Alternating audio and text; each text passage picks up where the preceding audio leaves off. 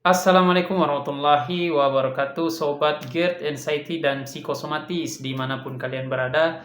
Bapak Ibu, teman-teman, saudara-saudara, Sobat GERD yang hari ini masih berjuang melawan 1001 sensasi di badan dengan rasa yang nano-nano, yang hari ini A, besoknya B, besoknya lagi C, dan ini tuh teman-teman, saya juga ngalaminnya sebagaimana yang kalian rasakan, dan insya Allah saya doakan kalian teman-teman yang masih banyak sensasi di badan berangsur membaik, dan insya Allah kalian sampai pada tahap kesembuhan. Amin teman-teman.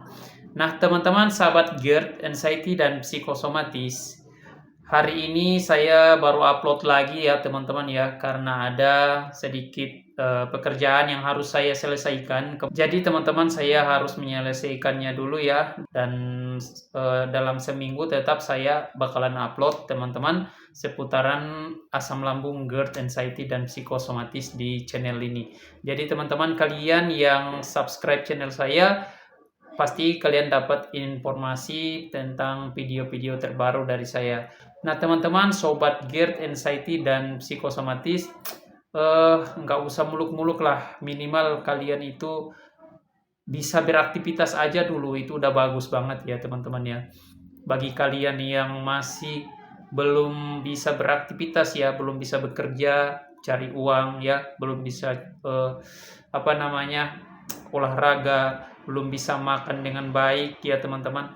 Nah, minimal itu aja dulu ya teman-teman ya. Untuk 100% sembuh total itu tentu kita semua mengharapkan itu ya. Dan ini teman-teman butuh kesabaran, butuh proses yang tidak instan teman-teman ya, dan kita harus menghargai itu perlahan demi perlahan, bertahap demi bertahap, insya Allah kita bisa sembuh total ya teman-teman. Seperti itu.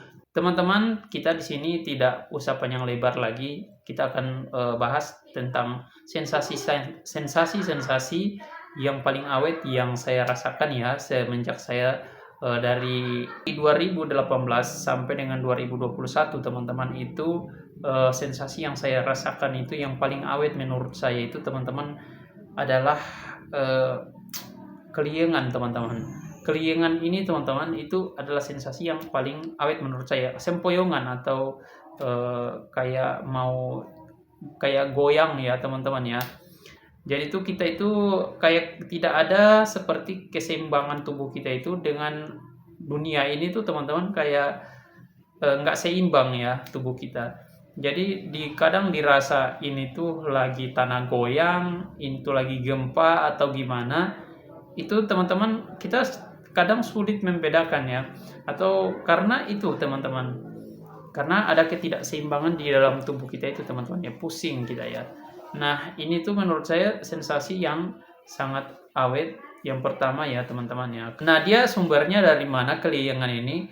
Keliengan ini teman-teman ada dua faktor yang mempengaruhi kenapa kita keliengan. Yang pertama adalah karena kecemasan atau karena setiap hari kita merasakan ketakutan. Setiap hari kita merasakan ketakutan, ini tuh bisa membuat sistem saraf kita itu terasa tegang teman-teman, dan akhirnya karena tegang itu mempengaruhi organ di bagian atas kepala kita ya, karena ini tuh dalam apalagi pundak ya teman-teman ya. Dia tuh seperti kaku tegang ya, jadi kayak kayak orang vertigo teman-teman, tapi sebenarnya bukan vertigo ya. Nah ini tuh bisa dengan saking banyaknya pikiran-pikiran ini bisa membuat kita keliengan teman-teman, sempoyongan ya. Dan yang kedua teman-teman adalah kurangnya nutrisi.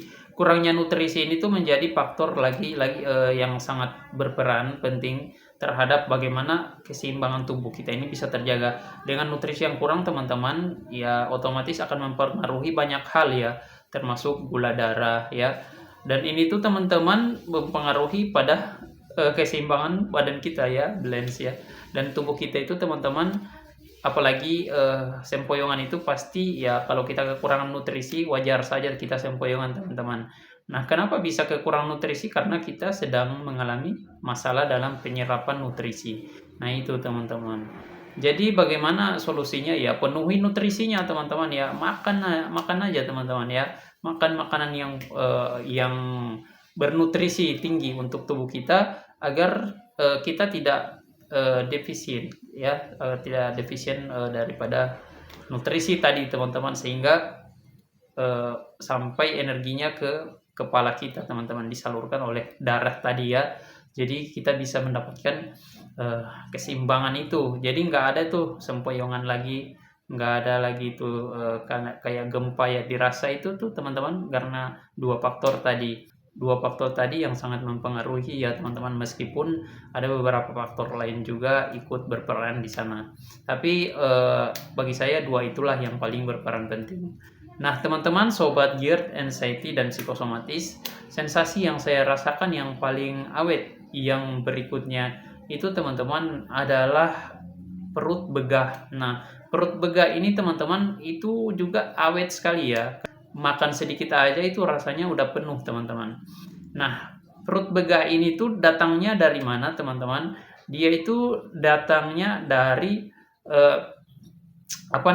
ya memang pikiran kita juga berpengaruh teman-teman di sana ya. Lagi-lagi pikiran ini menjadi sumbernya juga ya teman-teman. Meskipun ada beberapa faktor eksternal yang mempengaruhi, dari makanan itu juga mempengaruhi teman-teman.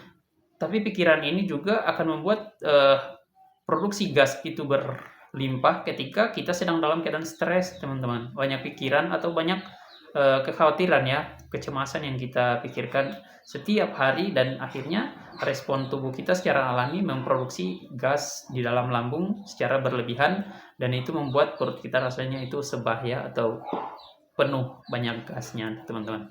Nah yang kedua teman-teman itu adalah dari makanan ya. Makanan yang kita makan teman-teman itu tidak semua terserap dan tidak semua menjadi nutrisi teman-teman ya. Makanan yang apalagi yang hal ini ya, ada makanan teman-teman yang bisa dicerna tapi susah diserapnya teman-teman ya. Jadi mencerna dan menyerap itu beda ya, dua hal yang berbeda.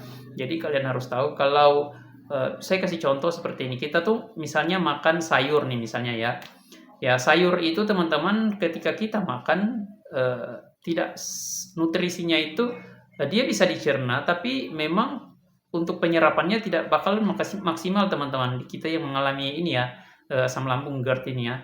Nah di kita ketika makan misalnya daging, makan telur, itu tuh bisa maksimal penyerapannya teman-teman, diserap ya. Jadi nggak ada yang dijadikan kayak feses ya teman-teman ya, untuk dikeluarkan. Tapi ketika kita makan beberapa makanan yang kayak olahan yang tepungan, kayak sayur-sayur yang yang kayak sayuran hijau ya teman-teman ya, atau beberapa buah juga itu teman-teman.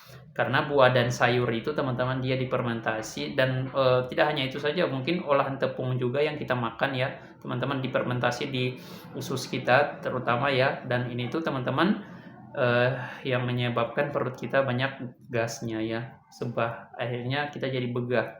Nah tentu dengan tidak menyampingkan sayur dan buah, memang kita perlu ya, tapi kita tidak bisa terlalu berlebihan atau mendominasi daripada protein kita ya teman-teman ya. Karena kita butuh sekali energi untuk kita bisa mendapatkan penyerapan yang baik di tubuh kita. Jadi dibandingkan buah dan sayur tadi teman-teman ya, seperti itu ya. Jadi kalian bisa mencoba tetap makan buah, makan sayur, tapi harus lebih sedikit dibandingkan dengan protein yang masuk teman-teman, biar sumber tenaganya juga ada, dan mengurangi produksi gas di dalam tubuh yang berlebih. Apalagi olahan-olahan tepung ya, olahan tepung itu sangat-sangat bisa membuat kita sebah teman-teman. Dan tidak hanya itu, dia juga bisa berdampak pada produksi lendir yang berlebihan teman-teman ya. Jadi kalau kalian sering dahak, kalian sering ada lendirnya, yaitu pasti kalian suka makan olahan tepung, makan makanan yang sifatnya dingin ya teman-teman ya. Apalagi dengan tipe lambung kalian itu yang cenderung dingin. Nah ini tuh potensinya. Saya rasa dua ini yang paling awet ya teman-teman ya, kaliangan sama perut sebah ini teman-teman. Nah karena gas ini ya juga muncullah sensasi-sensasi lain seperti ada sesak, ada jantung berdebar, itu juga pengaruh. Nah tapi sumbernya juga kan dari gasnya ya teman-teman ya. Jadi keliangan sama produksi gasnya yang berlebihan ini tuh yang paling sensasi yang paling banyak yang saya rasakan, yang paling awet ya di tubuh kita.